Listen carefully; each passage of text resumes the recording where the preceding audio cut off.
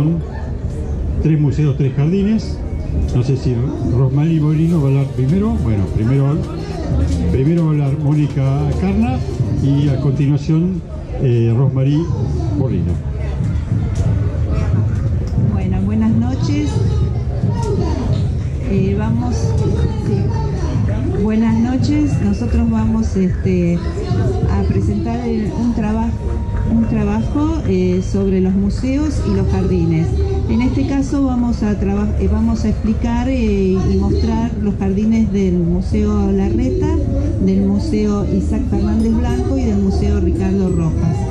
Pero vamos a hacer una pequeña introducción sobre lo que serían los museos, más en este día que estamos conmemorando la Noche de los Museos. Como una buena definición, vamos a poner que los museos son instituciones al servicio de la sociedad y de las personas que los integran. Estas instituciones conservan objetos, investigan, difunden y conforman colecciones para demostrar la cultura material e inmaterial del país.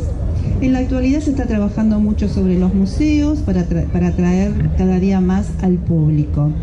Hay un instituto que es un comité que conmemora todos los museos del país, que se llama el ICOM, que últimamente el año pasado hizo una definición nueva donde era un poco más inclusiva y al servicio de la sociedad. Los museos son por distintos tipos, tienen su tipología, algunos se dedican a arte, otros a ciencias naturales, antropología, historia, arte contemporáneos y muchos más. En este momento nosotros vamos a hablar del Museo de Arte Español Enrique Larreta, que se encuentra en el barrio de Belgrano, en la calle Juramento, a una cuadra de Cabildo.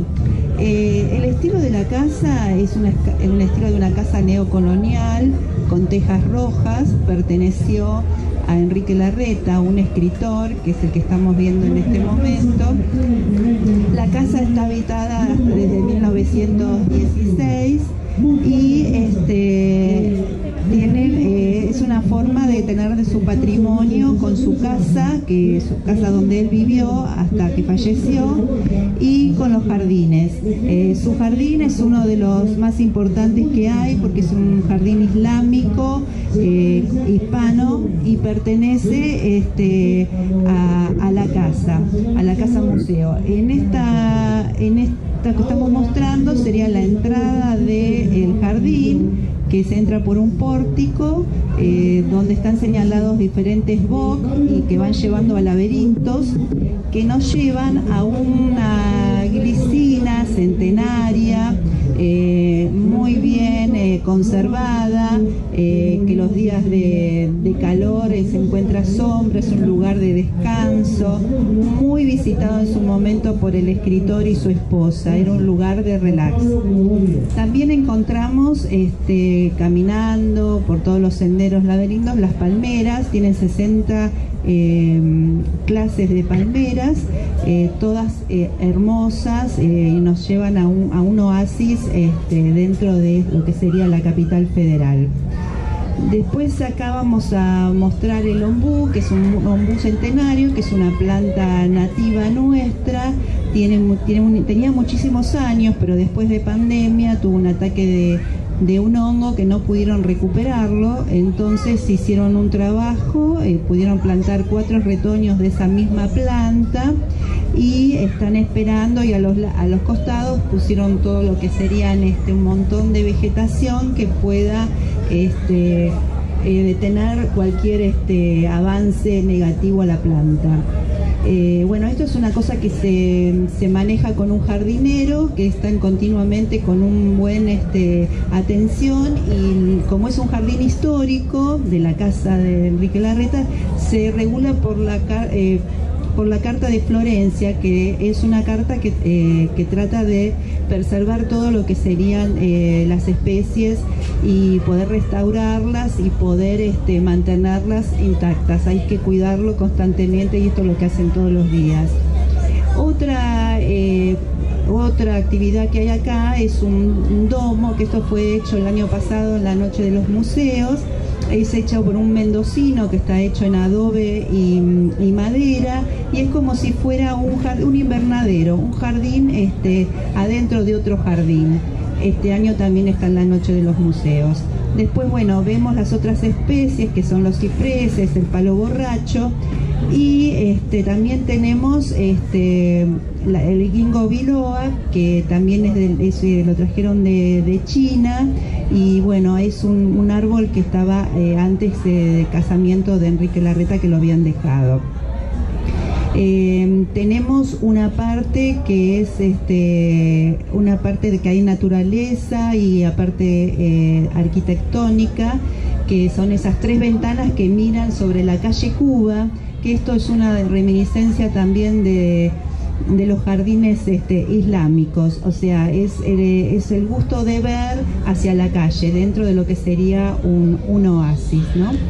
Después encontramos también la Fuente de las Ranas, que esto sí es una fuente octogonal, con revestido de mármol de Carrara, con dos sapos a los costados que llenan de agua y van haciendo todo un criso. Esto de esta manera es una de las fuentes islámicas donde se puede encontrar todos los sentidos. Los jardines islámicos nos lleva a tener el sentido del olfato, a tener el sentido de la vista, a despertar todos los sentidos y sentir una paz en todo el recorrido, y nos invita a volver. La otra fuente que queda es la Fuente de los Naranjos, justo donde sería la parte del jardín andaluz, donde ahí se mezclan todas las especies, la parte de los naranjos, los olivos, membrillos, y bueno, y esa es la parte sectoriada. Y como una de las últimas fotos que tenemos es las esculturas, que es una de las esculturas que se llama El Reojo, que está atrás de las fuentes, y sería una donación del nieto de Enrique Larreta que hizo al museo. Y esta última sería las fotos que mostré recién, que serían las 3 ventanas que van sobre la calle Cuba, y es ahí donde se encuentra el oasis y la naturaleza junto con la arquitectura. Y seguimos con el otro museo. Buenas noches. Bueno, siguiendo un poco la trilogía de estos 3 museos que elegimos por sus jardines, son 3 museos que tienen que ver con el tema del neoclasicismo, que fue una corriente que surgió en el siglo XX, en donde tanto Larreta como el que vamos a ver ahora, que es el Fernández Blanco, le dicen ex Palacio Noel, perteneciente a los hermanos Carlos y Martín Noel, ambos pertenecientes a esta empresa familiar que fabricaban dulces, confites en esa época, desde el año 1847. Ellos fueron educados, su carrera universitaria se transcurrió en Francia, pero ya Martín Noel, que fue el arquitecto, recibido en el año 1914, empezó, una vez recibido, a realizar distintos viajes que lo llevaron a Andalucía, a Perú, a Bolivia, y ahí realmente quedó fascinado con la arquitectura mestiza. En esa época, acá en Buenos Aires, a partir de la generación del 80, traía un bagaje muy fuerte con respecto a la arquitectura francesa. Como vemos, recorremos nuestra ciudad, vemos mucha arquitectura francesa e italianizante. Bueno, ellos ya vinieron con otra mentalidad, quisieron replicar toda esa arquitectura que mestiza, por así decir, en su propia casa. De ahí surge lo que se le dice el Palacio Noel, que está en el barrio de Retiro, la bajada de Suipacha en 1400, en donde construyen la vivienda para él y para su hermano Carlos Noel. Acá están los 2 hermanos, el primero es Carlos Noel, el segundo es el arquitecto Martín Noel. El primero fue intendente en la época del presidente Alvear, y bueno, para él se le dejó la residencia de atrás, y Martín Noel reservó esta primera, digamos el ingreso donde hizo su taller y su vivienda. La colección del museo, justamente como ellos eran grandes coleccionistas del arte español y americano, tiene que ver con la imaginería, con cerámicas españolas, con una cantidad de pintura limeña, cusqueña, y aparte ellos vivieron ahí solamente 10 años. En 1934, a través de un precio simbólico, venden el palacio al Estado, con gran parte de la colección. Y aparte, no solamente la colección, sino todos los elementos arquitectónicos adosados al palacio, como ser los que vemos ahí, este balcón limeño, inclusive la entrada del palacio, que es de típico portal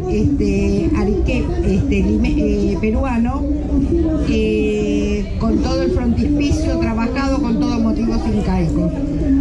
Aparte, adentro había portales de iglesia, había retablos. Ahí vemos el patio de ingreso, el patio de recepción, que se le decía antes en las residencias. Hay una foto en retrospectiva como era originalmente, y después la que está en color es la que está ahora. Y al costadito vemos ya uno de los primeros árboles históricos que se encuentran en el museo, que es un gomero histórico que abarca prácticamente su copa todo lo que es el patio de recepción, que es muy grande. Ese gomero estaba anterior a la familia Noel. Después bajamos por el jardín y vamos, mejor dicho, bajamos del patio y vamos al jardín. Ahí el jardín está hecho en una inclinación del terreno, en donde Martín Noel edificó las casas en la parte superior y en los jardines en forma descendiente en barranca, porque eso está en terreno en media ladera, que va en descendencia. Ahí el jardín es de tipo geométrico, sectorizado en ejes, y en su recorrido, ahí ya vemos que se asoma, y también tenemos esa foto antigua y la otra moderna.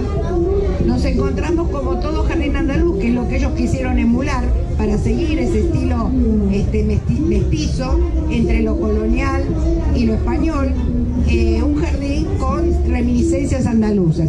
Ahí vemos la primera parte, que es el patio de los cítricos, donde en la actualidad hay un limonero, y un árbol de quinotos. A continuación, ya estaba, bueno, ese recorrido, digamos, ese trazado del jardín, lo que va a hacer es unir las dos viviendas, desde la primera hasta la última. En ese recorrido también vamos a encontrar las fuentes, de tipo también, todas fuentes y bancos revestidos con cerámica de Talavera de la Reina. Hay en total 4 fuentes y 3 bancos ubicados en lugares estratégicos del jardín. Hoy en día, aparte de ellas, están otros bancos como para que la gente también pueda sentarse y deleitarse con el paisaje. Bueno, tras esta cuestión encontramos estos 2 olivos. Los olivos, junto con el primero que vimos, el gomero, son los 3 árboles que se mantienen históricos antes de la familia Noel. Estaba la familia Barquín, que fueron los primeros, y los Estrada, que fueron los segundos propietarios. Estaban desde la familia Barquín. Tanto el gomero como los olivos eran plantas típicas de las quintas de Retiro por el año 1800, o sea que tienen muchísimos años. Los olivos, después que hubo una reestructuración en el jardín, porque en el 2017 se restauró la fachada y a su mismo tiempo pusieron mano en el jardín.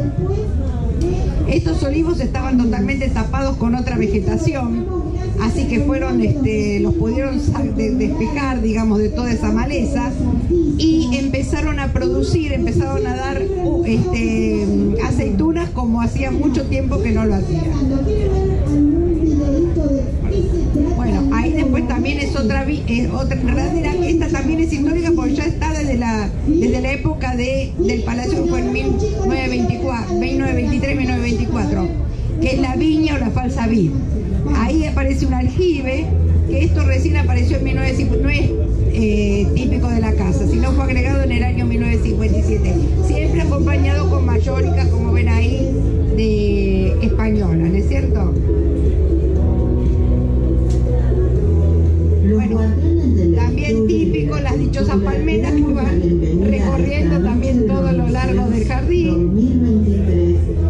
Y bueno, acá está la restauración. En ese momento que se hizo la restauración, el jardín estaba invadido por palos borrachos y alcanforeros que empezaron a crecer espontáneamente y destruían, digamos, todo lo que era la fuente, los pisos, la infraestructura. Ahí se restauró la fuente, se trajeron las cerámicas que faltaban originales de España, de Talavera de la Reina, que se siguen fabricando, y bueno, pudieron reacomodar, pusieron nuevos desagües, se instaló riego, y se limpió toda esa maleza, y ahora gracias a Dios el que va a visitar va a ver las va a encontrar en todo su esplendor.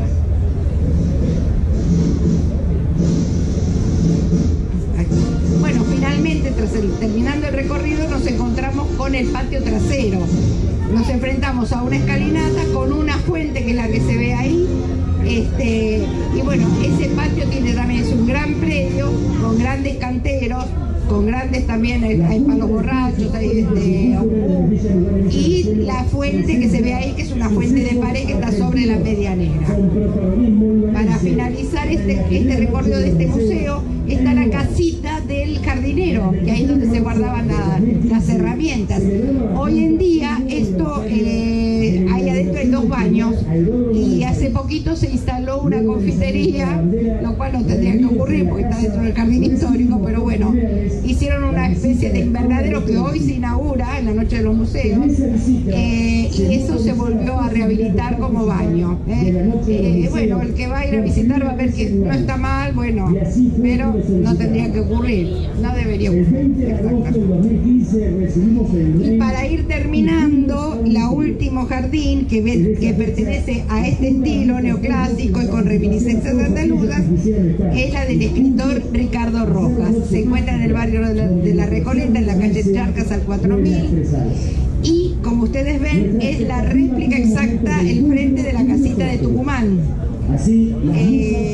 Bueno, Ricardo Rojas fue un gran escritor, introductor de la cátedra de literatura argentina en la universidad, y él realmente era tucumano, vivía a 2 cuadras de la casita de Tucumán, y bueno, entre las fotos que tenía su madre y él, sus recuerdos, se inspiró para hacer este frente.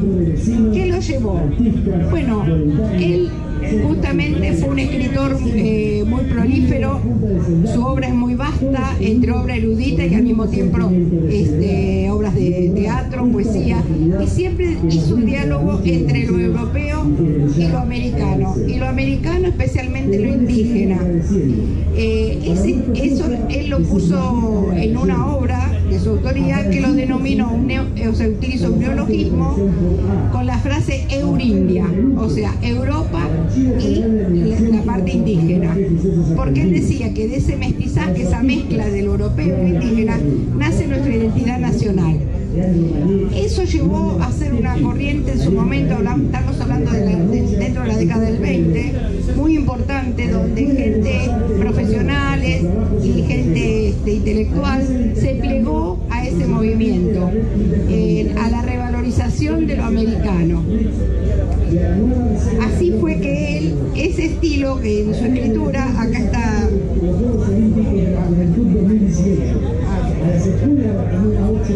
Ricardo Rojas, ese estilo euríndico, él lo llevó a la construcción de su propia casa, en donde el arquitecto Alfredo Vido fue el arquitecto que ayudó a hacer su casa.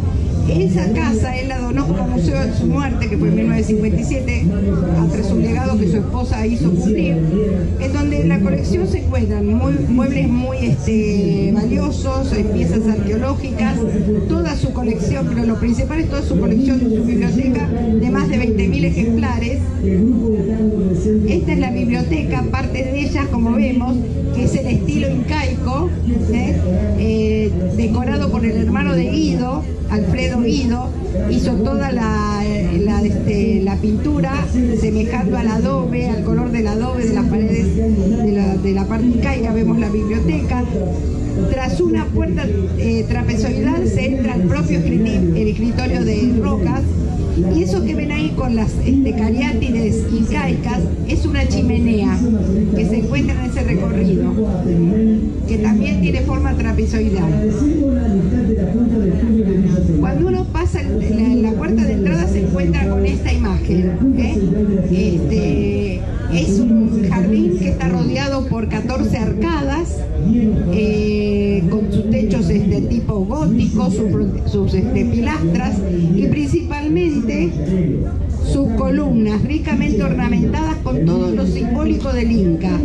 Ahí vemos, por ejemplo, el sol, el inti, la mazorca, que es el alimento, es el maíz, el alimento principal de lo que fue ese imperio, y después tenemos la flor típica de Bolivia y Perú, y la cara del indio, del Inca.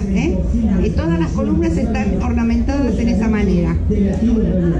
Frente a la entrada, o sea, nos vamos a encontrar con la fuente de estilo árabe, en donde representa, como dijo mi compañera de la reta, la armonía, y este frontispicio de estilo barroco, en donde se encuentran, también siguiendo toda esa inspiración inca, las sirenas tocando charangos, estrellas y soles.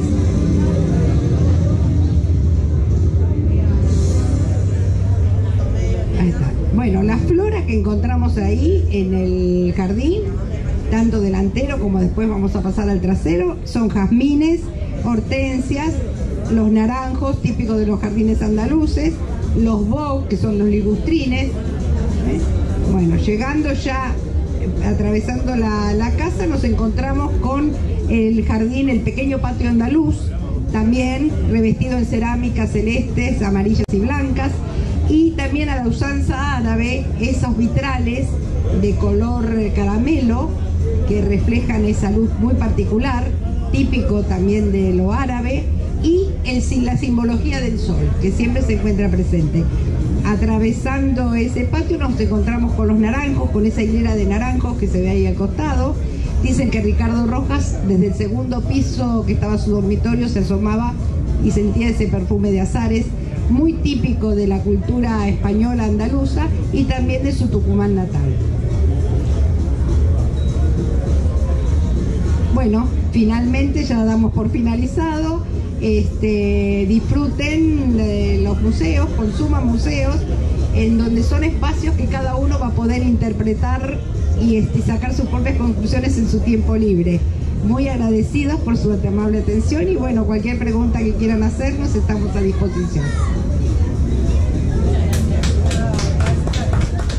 Gracias a ustedes. Ahí les repartimos unas tarjetitas, unos volantes para que cualquier cosa consulten. Bueno, muchísimas gracias por esta charla. 3 museos, 3 jardines, o 3 jardines, 3 museos, no sé en qué orden lo habían planteado, porque lo vi en 2. Bueno, y los que quieran seguir conversando por ahí en forma directa con las expositoras, tenemos acá, nos han sacado la silla de al lado, pero estaba pensado para que